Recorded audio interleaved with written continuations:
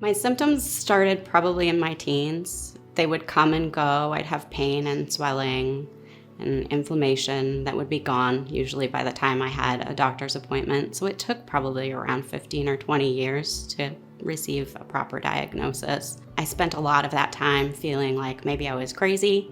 I had a lot of tendinitis diagnoses and a lot of physical therapy and treatments that just didn't work. And I started poking around to try to figure out what it was that was going on with me. When I asked my doctor if he thought it could be an inflammatory condition, he agreed that that might be an avenue that we should look at, and he referred me finally to a rheumatologist, and I very quickly got my answer after that.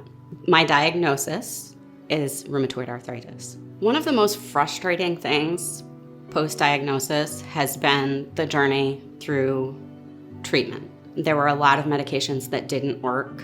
There were many things that I had to take because my insurance company wouldn't let me move on to something more powerful, even though at my very first rheumatology appointment, my rheumatologist noted that my disease was aggressive and that I had significant progression, more than she's used to seeing, but the insurance companies really didn't care.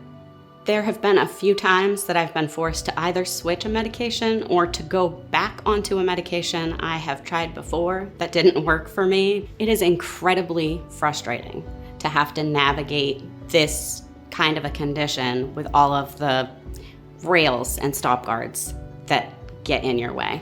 The truth is, I've been disabled by lack of medical access. Between my diagnosis delay and the step therapy that I had to go through in order to find a medication that would work for me, I lost a lot of my mobility.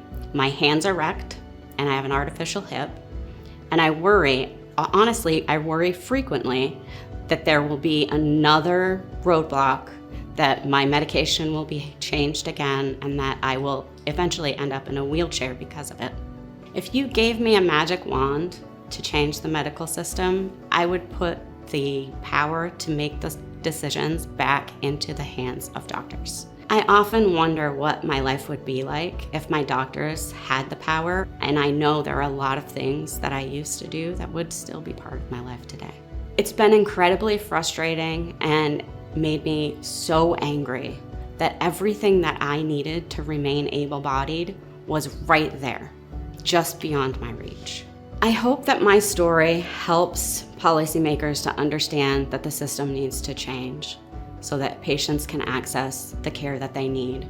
I tell my story because I do not want other people to end up in my situation. I want them to advocate for themselves loud and hard until they get the care that they need.